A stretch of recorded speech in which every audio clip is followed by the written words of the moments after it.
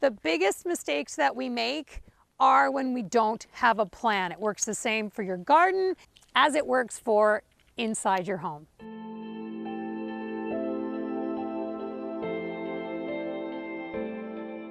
Today, I'm going to be talking about the 5 gardening mistakes that a lot of people make and how to fix them. I'm Maria Killam, and I teach designers and homeowners how to create a timeless home they'll love forever. And today we're going to be taking a little walking tour of my garden. We moved into this house 2.5 years ago, and there was none of this landscaping here. So a year later, we basically ripped it all out and put in this new garden, courtesy of my virtual landscape designer, Maryanne White. She too can help you with your garden. Number 1, keep the palette simple. In my last garden, I did it all white. It was serene and it was elegant, and I loved the way that it glowed in the moonlight, but I kind of had that white moment for 10 years. So when we moved to this garden, I decided I wanted to add a little more color. So I'm doing white, yellow, and purple, and variegated green. Sometimes there's a hit of like orangey yellows or sunflowers as well. So if you keep the palette limited, it looks a little more elegant and like a designer was there. Now, a lot of people get a little cranky when I talk about cutting down trees. I did the same thing in my backyard here. There were some trees that were growing all close together. This used to be a Christmas tree farm, and so we had to take them down in order to create the look that we wanted. We wanted to put in a vegetable garden, and we wanted a greenhouse. So we took them down for that reason. So I want to give you permission to take down that tree that maybe a previous homeowner planted in the wrong place. It created a huge difference in my backyard, as you'll see when we walk back there. So here I've added a few orbs. I love anything that is a round shape, and so I added them to the front of this garden to give it some structure. This is a purple ground cover that looks really pretty in the springtime, and I have it spotted throughout the yard. And so when you are planting with a color scheme, like I asked Maryanne, I said, should I put in some annuals? She said, yes, but don't just put them in one area. Distribute it throughout the yard so that it looks intentional. And so that's how you want to think about your color scheme when you are planting a garden. Now, the other thing I want to say about burgundy, because I noticed when I was working with Maryanne that everyone seemed to have that token like burgundy maple in their yard. And I asked her about that, and she said, well, I think people think that it seems different from all the green, so they put it in there. But what you have to think about if you're going to incorporate a burgundy tree in your yard or burgundy plantings is that burgundy looks the best with like pinks and purples. So if you add that as part of your color scheme, now it looks intentional, now it flows. So for example, the other thing you want to think about, okay, a lot of times, you know, Maryanne says that one of the biggest mistakes that people make is that they decide they don't like a plant. And they don't realize that it's all about how it's grouped, right? So my yellow, I think this is yellow yarrow, and how it's kind of growing here, like in the mixture with my lady's mantle. It's got this really pretty yellow moment. And I love lady's mantle for how the water beads on the leaves. It's just a really pretty perennial. In the early part of the spring, which is the best time to cut perennials in half and move them around, we were doing that for 2 months, and we were also adding new plant material. One of my favorite plants that I added this year were these big green leafy ones called the Virginia. I think I said it right. I fell in love with it when my mom and I were in Finland, which is my heritage, in the summer of 2019. And in her childhood friend's home, their root cellar was covered with this ground cover, and it was so beautiful. So I'm really excited that it's going to be a part of my garden.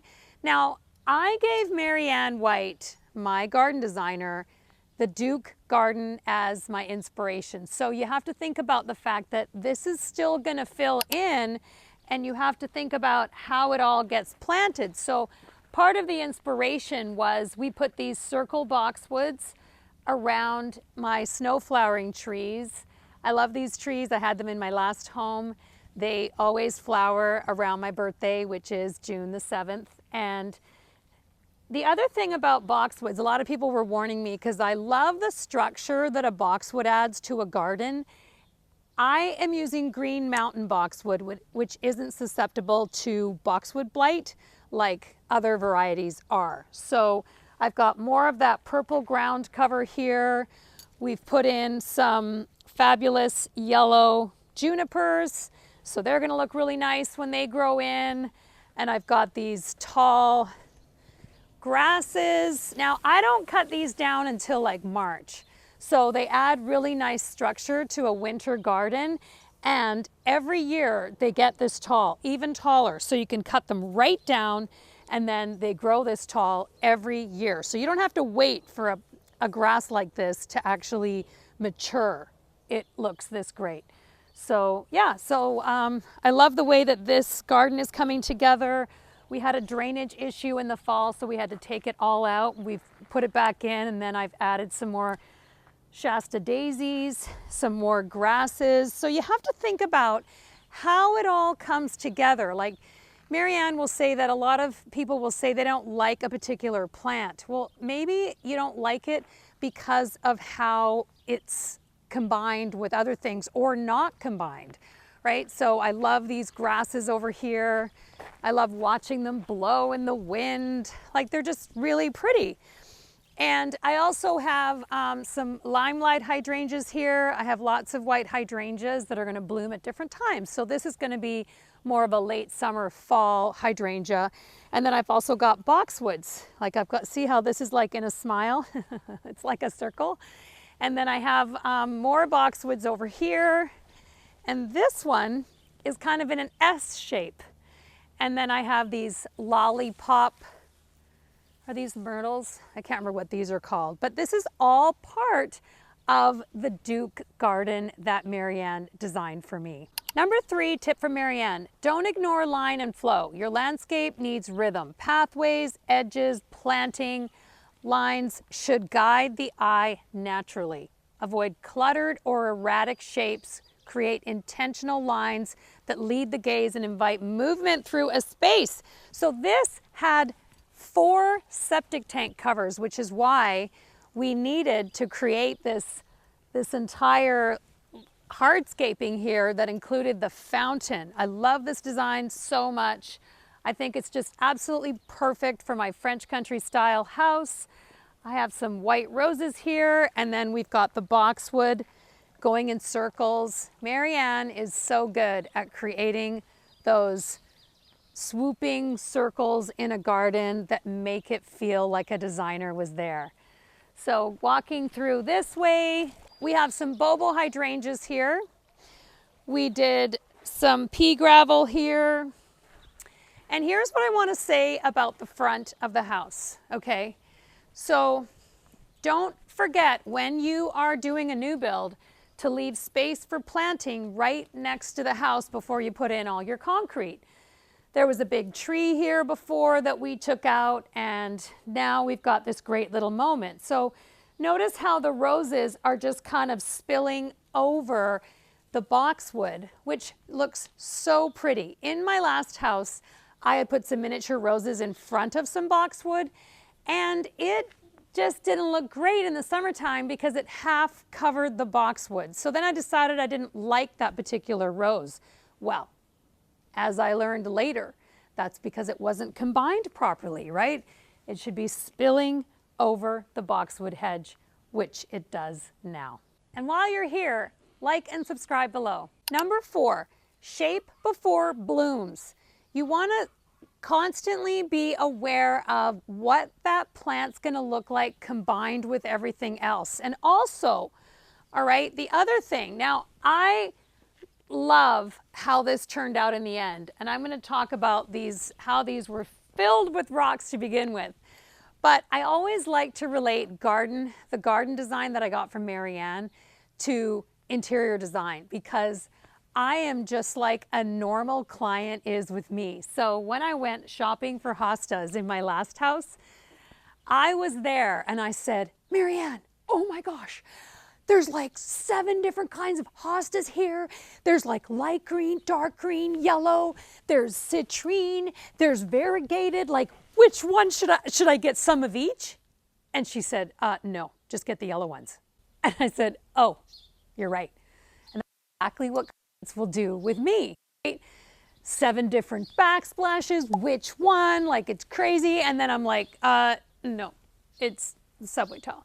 That's the answer, right? And so simple is always better, especially hot tip when you don't know what you're doing, right? If you've never done a renovation before, you've never done a new build before, keep things simple for the best result. Okay, so back here, this is where we have the barbecue, so it's kind of tucked away. And we have some matching fabulous ferns. There isn't a lot of shady places in the house in the summertime, but we've got some astilbes here, and we've got hostas. I love hostas. I always cut the flower off though, because, well, they're not, it's kind of, they should kind of be like a ground cover. And so this flower, gone, even before it blooms. My favorite part about the patio are these fabulous custom drapes. I found this fabric at Ballard Designs. They were discontinuing it, and it matched all the furniture I got from there, which is sadly also discontinued, but I love it. It's absolutely beautiful and perfect on my deck. And currently I'm using it to distract the eye from some stains that are on the concrete here. And I haven't quite decided what to do with this concrete. It was stained, and you can see that there's kind of a, you know, it's half of it's come off, and I'm not really sure what to do. But so far, I'm distracting the eye with all of my fabulous resort yellow and white stripes. Okay, and I want to talk about this, both sides of this foundation planting here, covered with rocks. So here's Maryanne's hot tip about rocks. Rocks do not fall from the sky. They should look like they're coming out of the ground, like they've been there forever. When she specifies rocks, they're 1/3 buried in the landscape. So then it looks like it was already there, and it's just part of the structure of the garden. So all of these beds were put in last spring, and I wanted all the plantings low here because I really wanted the eye to continue on, because we have this beautiful mountain view and the honey locust tree, which is my favorite tree of the whole garden. I love the scale that it adds, and I love that it stays that fresh green all summer long. So let's walk through and take a look at my boxwood gardens.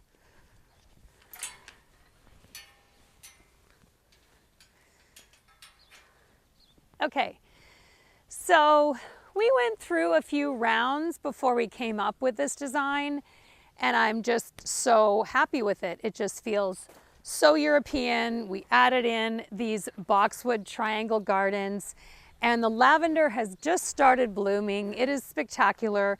Another hot tip, all right, lamb's ear. Now, this looks so beautiful as a ground cover, but we do not want the flowers, okay? We want it to stay low.